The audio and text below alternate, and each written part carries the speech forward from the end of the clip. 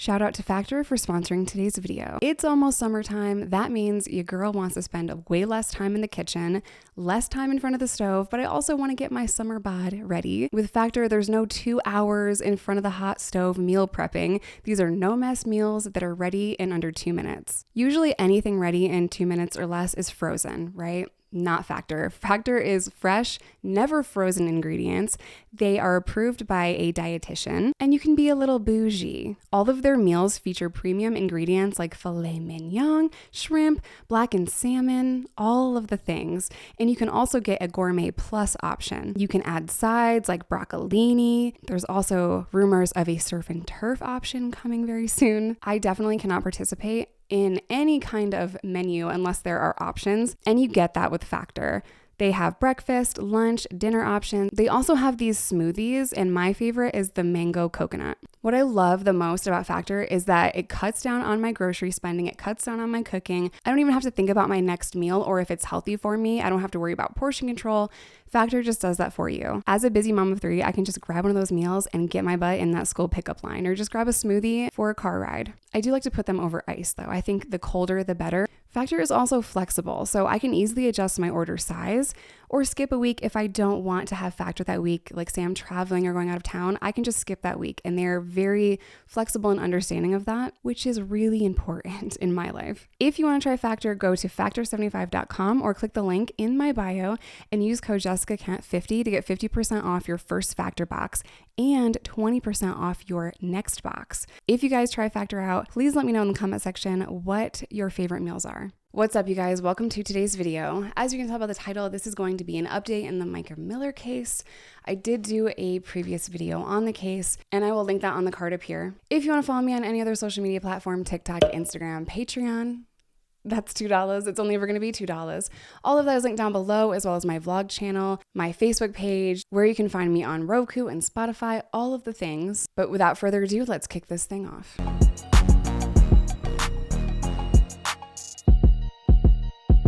Okay, so I'm going to start with Mica's divorce papers, and I think there's a lot of details in here that give us a clearer picture of what she was going through. I truly believe that JP is a narcissist, and you cannot convince me otherwise, but the more text messages I see, and we're going to get into that, the divorce papers, everything that is coming out, the way that he speaks, the way that his father speaks, all signs point to narcissist in my mind. So Mica is the one that filed for divorce, and it starts pretty standard. It says, the marital home, granting defendant continued use and possession of the marital home and furnishings and the contents.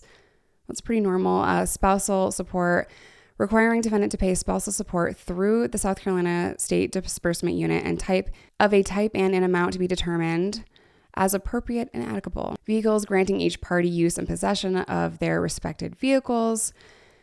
Normal. This is what caught my eye, and it caught a lot of people's eye because it does not make sense at all given what we know. Page 3, subsection D, personal property, granting plaintiff possession of her plunge ice bath, Apple iPhone, Apple TV, iPhone, laptop, Apple Watch, and her firearms. So please tell me why it is that Mica Miller would have to purchase a firearm just days before her death if she already owned firearms. Did JP take them? I was looking for information to try to figure that out, and I was not coming up with anything. We do know that she is trained to use a firearm. She's been around them plenty of times. You know, she's not new to owning a gun, and more evidence of that keeps coming out. So where were her guns? Did JP take them? Probably.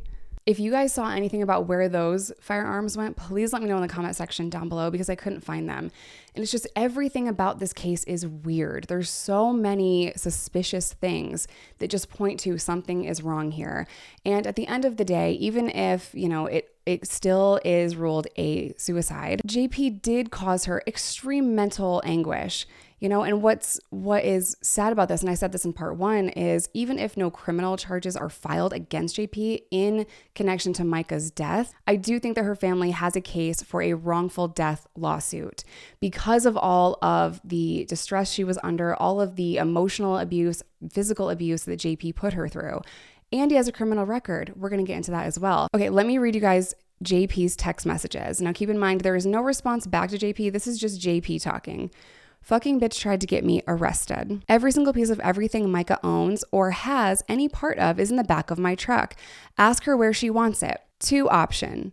On the outskirts of your property or the trash/Goodwill. There is nothing left inside of the house that has any attachment to her. 20 large garbage bags full, and she can choose where she wants it if she calls me.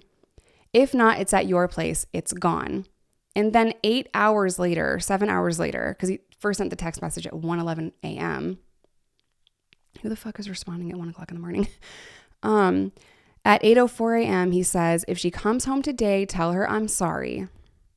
So sorry. So sorry. I'll do whatever it takes. I'm sorry to you and Matt. All of this started because of one bad decision a month ago in Colombia. If I could turn back time, I would. We had the greatest marriage in the world up until that one wrong choice. It can continue down that path, or we can have an amazing marriage once again. That is your choice. Love you. If you come home today, we can take the rest of the year off. We can go to counseling every day, go to Iceland, do whatever in order to get well. I also desperately want to have a child with you. I'm just scared of this. This is the reason why I wouldn't. I'm scared of divorce or putting the child through things like this when you aren't willing to do whatever it takes. Do you see how the first part of these messages, it's threatening, it's very shitty. Then it goes to love bombing, remember the past and how good it was, we can get there again. And then the last message, blame is reverted back to her. That is the pattern of a narcissist. I want to play for you guys this TikToker that I watch. He's a retired FBI agent, and there's a lot of conspiracy surrounding her 911 call being AI generated. So I want to play this TikTok for you guys of this FBI agent, and I will tag him down below. I'm a retired FBI agent, and this update on the Mica Miller case is unbelievable. We've been reviewing all of the comments you guys left on our last couple videos, and several people have brought up the theory that Mica's voice on the 911 recording could potentially be AI, that she didn't actually make the call. There are also reports that JP's lawyer specializes in the use of AI. This is all alleged, of course. Sounds impossible, right? That someone could take an audio recording of their voice, upload it to a software, give it a script, and get an AI-generated clone of their voice in less than 1 minute. And surely you would know if you were hearing the AI version of someone's voice, right? What if I told you that you're listening to an AI-generated clone of my voice right now and I have yet to actually speak in this video? Would you believe that it's possible then? So what you just heard was a cheap, free, AI-generated program that recreated my voice. Got pretty close.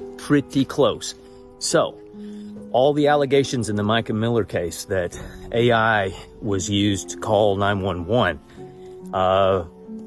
have to be taken seriously at this point. I did not realize how advanced this stuff and how scary this stuff is getting. I'm going to play another video from the same page. There's 2 retired agents, that have really gone over the theory that these calls were AI. But in the 911 call, a lot of people were pointing out that there's a male voice in the background, and it sounds like they're saying Mica Miller. We have been reviewing the details of the Mica Miller investigation and going over the comments that you've left on our last video. Many of you have said that in her 911 call, before she starts speaking, you can hear a male's voice in the background. So we pulled that, isolated the audio, and this is what we found. Robeson County 911, what's the address of your emergency? Hi, are you able to trace the location of my phone? Robeson County 911, what's the address of your emergency?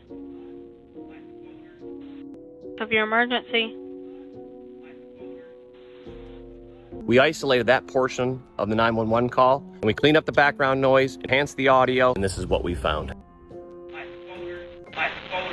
We believe it's a person in the background of the 911 operator who says, my folder. Hopefully I'm able to play those for you guys. There's music in the background of these 2 videos. YouTube might have a problem with that. I don't know. I'm going to try. But after cleaning it up and isolating the audio, it says my folder. What's crazy about sounds like that is if you're telling someone this sounds like Mica Miller, that is what everyone's going to hear because that is what they're looking to hear. It's not like they're trying to lie. It's very plausible that you hear that. So once someone says like, don't think about an elephant, everyone pictures an elephant, right? Same kind of thing. So everyone's like, that sounds like Mica Miller. And it did.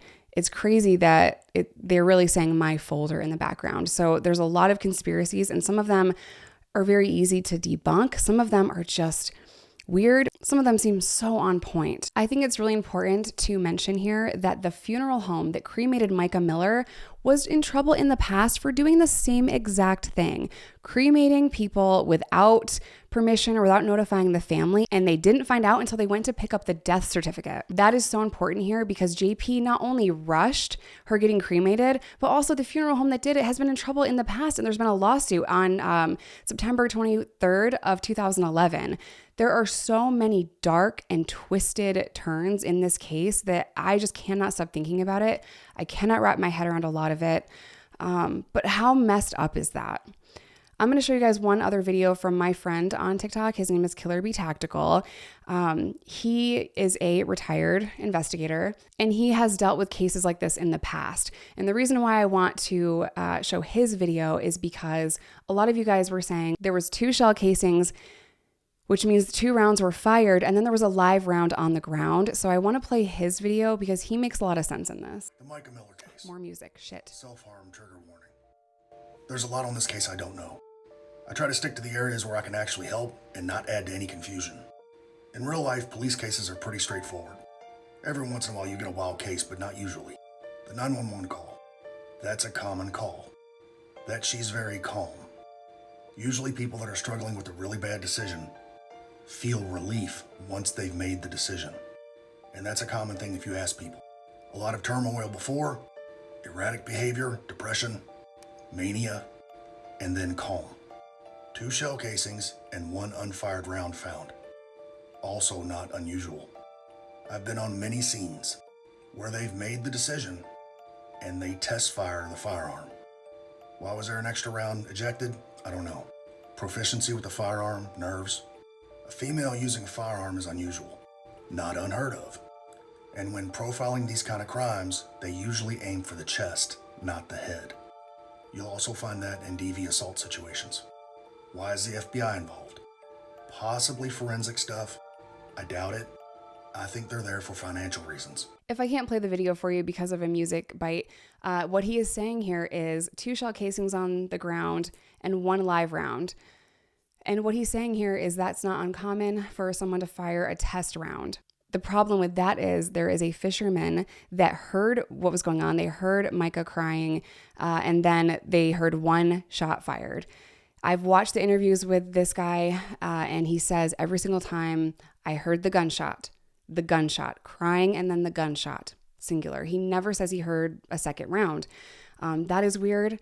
But it would make sense that you would fire a test round. It would make sense that you might drop one on the ground because you're nervous. You're going through the worst time ever. If this is conducive with a suicide, which everyone, on the law enforcement side is saying that.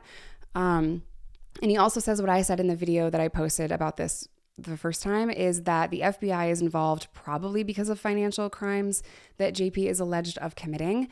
And that brings me to JP's criminal record, which I did not know about in the first video. So JP has a record. In 1998, he pled no contest to assault and battery. He was put on probation and a 4-year prison sentence was suspended. And in 2022, he received a pardon for that one, I believe. And this I got from Law and Crime Network.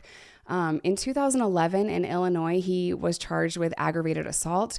And in 2004, he was charged with domestic violence, and the prosecutors didn't pursue that. So he has a history of this kind of behavior. Mica's dad also went on to give an interview on Law and Crime Network, and I will tag that or I'll link that down below. And it's just so hard because he was talking about taking pictures of Mica at the funeral home during the viewing. And he said there were scratches on her hands and he doesn't know where that came from. He really believes in his heart of hearts, and I think a lot of us do, that there was definitely some kind of altercation, some kind of physical fight before Mica's death. But we don't know because she was cremated and there wasn't a full toxicology report done. All of this is just so bizarre. Mica's dad states in that interview that she purchased this firearm for protection. All of this is just so weird. Her family has spoken out and said that she did not have any intention to kill herself, that she was just in fear for her life. And I think there is more than enough evidence to support the fact that she had every right to be afraid for her life. JP putting trackers on her car, threatening her, and doing all kinds of shit to her. I just really hope he's held accountable in some degree, whether that is a wrongful death lawsuit, which again would be a lot easier to prove, a lot easier to win than any criminal charges. That's just the name of the game when it comes to law. It's not what you know, it's not what you feel, it's what you can prove in a court of law and what charges stick and what charges don't. That's why on the civil side, it's a lot easier to prove a civil case. It's a lot easier to prove, because the standard is a lot lower, it's a lot easier to prove wrongful death. And like I said, there's more than enough evidence for them to bring to a judge and say he needs to be held accountable. I know they're not after like money or anything like that. It's something that is necessary. It's something that could bring closure to their family, but they've gone through hell. They lost Mica and now they're trying to fight for justice for her. It's just adding more and more pain and trauma, and all of the conspiracy theories, everyone talking about it. I know I'm guilty of it too. Just adds more pressure and more stress on them. But I think for so many of us, this case is just very near and dear to us because a lot of us have been in a very similar situation. The most dangerous time for victims usually is after they leave. It breaks my heart that she had the courage to leave, and then she had the courage to start sharing her story, and now she's not with us. That hits me so hard. I think that's why I can't stop thinking about this case. Let me know what your thoughts are in the comment section down below. I'm going to end today's video here. As always, I love you guys. Stay safe, stay in recovery, whatever that looks like to you, because there's no wrong way to recover. And I will see you in my next one.